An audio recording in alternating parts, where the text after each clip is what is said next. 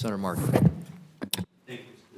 Thank you, Mr. Chairman, very much. And I'm just referring back to an earlier conversation on the committee. I just want everyone to know that there is actually a professional football team from Massachusetts, and it will be playing in about 10 days in a game out in Minnesota. So I just want everyone to be on notice to be looking for that.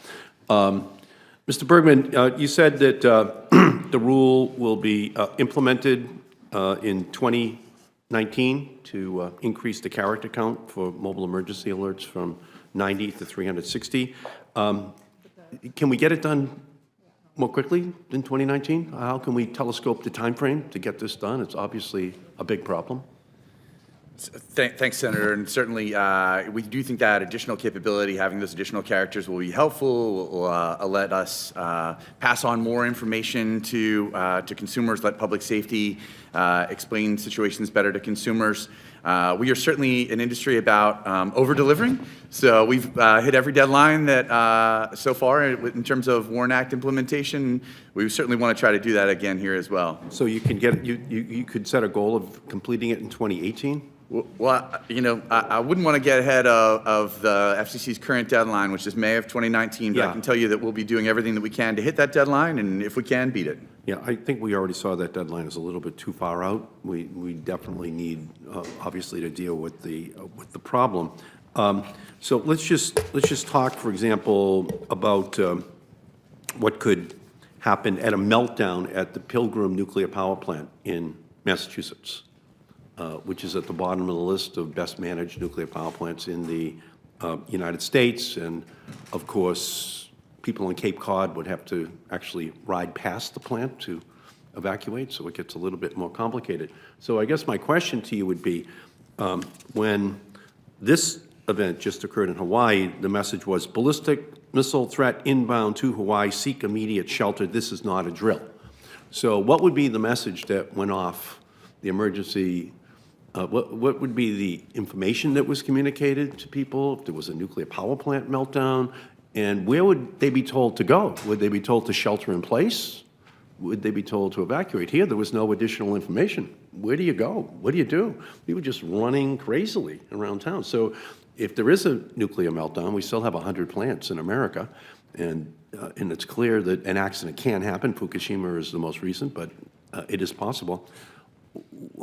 Should there be more information, Ms. Folks, that is part of the message which is sent out? So it not only warns people, but gives them kind of a little bit of guidance as well, with more than 90, perhaps with as many as 360 characters, you know, so that there's guidance that families receive.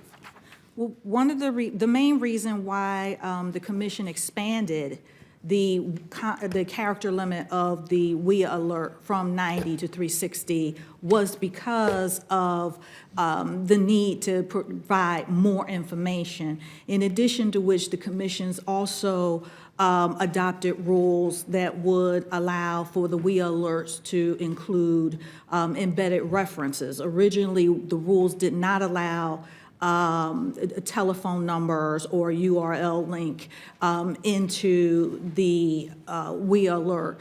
The commission has now, given the advancement in technology, decided to allow those to be included.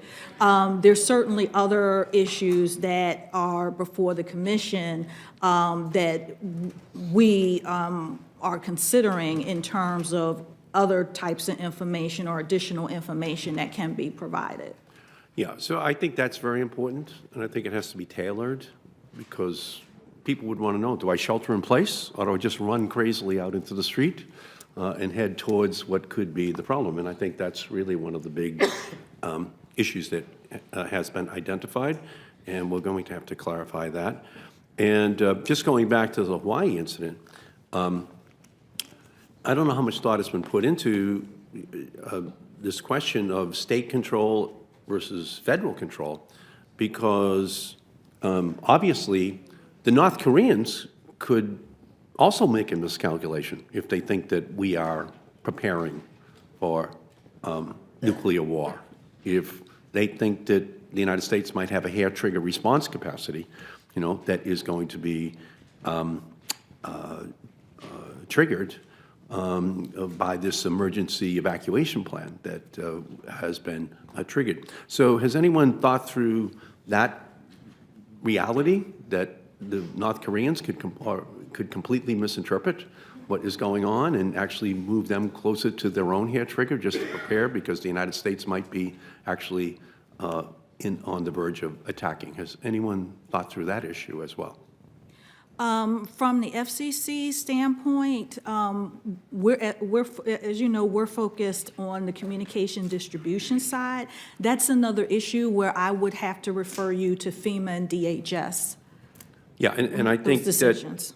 I think decisions like that should be made by the president and by the Pentagon and not by state officials. I think it's absolutely imperative that that it be put in that larger context of understanding how the North Koreans might be responding, because it's already too close, the hair trigger between our two countries. Too many threats have already been issued, so a misreading of that by the North Koreans could have actually resulted in a much more catastrophic situation. So thank you. Thank you, Mr. Chairman. Thank you, Senator Markey. Senator